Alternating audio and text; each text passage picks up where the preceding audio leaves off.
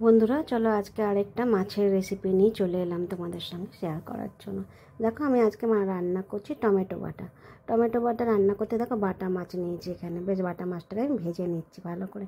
এখানে আমি লাল করে ভাজবো, আর বেশ বড় বড় বাটা মাছগুলো এনেছিল তোমাদের দাদা বেশ সুন্দর করে ভেজে নিচ্ছি, লাল লাল কড়া কড়া করে, কারণ আমাদের ঘরে কড়া মাছ ছাড়া খায় না। তো এবার ভেজে নিয়ে এই বাটা টমেটোটাতে টমেটো অনেকগুলো পড়বে, তবে বেশ ভালো লাগবে খেতে, কিন্তু খুব টকও হবে না। টমেটো বেশি করে দেবো, খেতে খুব টেস্টি লাগে। তোমরা এরকম করে খেয়েছো কি না কমেন্ট করে বলবে। আমি কিন্তু বাটা মাছ আনলে হয় বাটা পোস্ত, নয় টমেটো বাটা, নয় বাটার ঝাল, এরকম করে করি। চলো আজকে টমেটো বাটাই তোমাদের সঙ্গে দেখাচ্ছি। আর অনেকগুলো টমেটো লাগবে কিন্তু এখানে।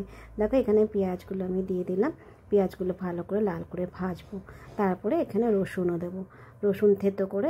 আমি তো রসুন বাটা বেশি দিই না, আমি রসুন থেতো করেই বেশি দিই, টেস্ট বেশি লাগে রসুন থেতো করে দিলে।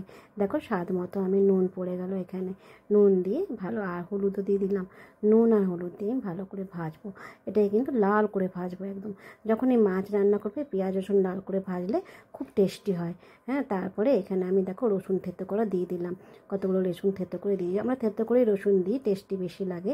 তোমাদের বলেইছি আগে। দেখো আমি এখানে 4টে টমেটো নিয়েছি, বড় বড় 4টে টমেটো এখানে দিয়ে দিলাম, দিয়ে ভালো করে এখানে একদম ভালো করে মিশিয়ে নেবো, টমেটো যাতে গলে যায়।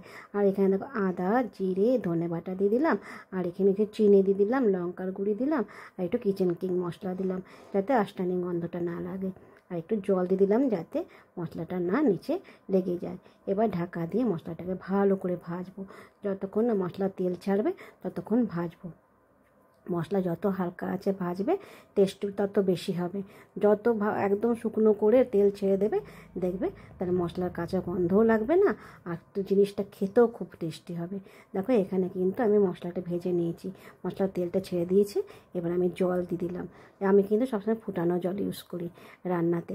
আর দেখো মাছটা দিয়ে দিলাম, ব্যাস আমার হয়ে গেল টমেটো বাটা। আর খেতেও খুব টেস্টি হয়েছিল বন্ধু, তোমাদের সঙ্গে শেয়ার করলাম। ভালো লাগলে লাইক করো, শেয়ার করো, আর কমেন্ট করো, অবশ্যই কমেন্ট করে বলবে কেমন হয়েছিল। ভালোবাসা দিও, তোমাদের প্রতিও ভালোবাসা রইল। সুস্থ সবল বলিষ্ঠ থেকো, নিরোগ থেকো, এটাই ভগবানের কাছে প্রার্থনা করি। দেখো লাস্টের যে মশলাটা ছিল ওটা ভালো করে ভেজে শুকিয়ে নেব, তারপরে তুলবো, তাহলে ভালো লাগে খেতে। দেখো তাহলে আমার হয়ে গেল টমেটো বাটা রেডি। টাটা বন্ধুরা, বাই বাই, আবার দেখা হবে।